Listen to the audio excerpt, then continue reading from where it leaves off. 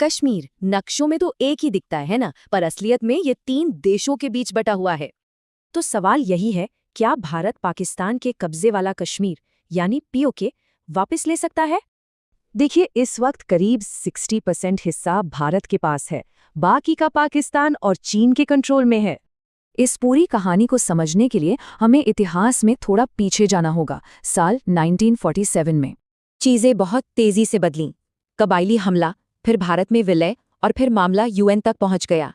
फिर 1949 में हुआ कराची समझौता, जिसने एक सीज फायर लाइन बनाई और यही पीओके का आधार बनी। लेकिन ये तो बस शुरुआत थी। इसके बाद दशकों तक ये मसला और भी ज्यादा उलझता चला गया। फिर आया 1972 का शिमला समझौता। इसी ने इस बंटवारे को एक तरह से पक्का कर दिया, जिसे आज एलओसी कहते हैं।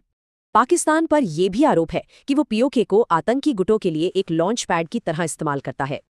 और फिर इस पूरे मामले में एक और बड़े प्लेयर की एंट्री हुई, चीन की, जिसे पाकिस्तान लेकर आया।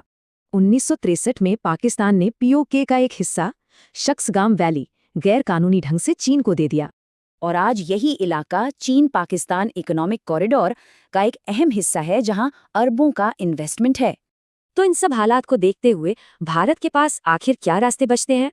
मिलिट्री एक्शन बहुत बड़ा रिस्क है, क्योंकि इसमें 3 न्यूक्लियर पावर शामिल हैं और डिप्लोमेसी की राह भी आसान नहीं है।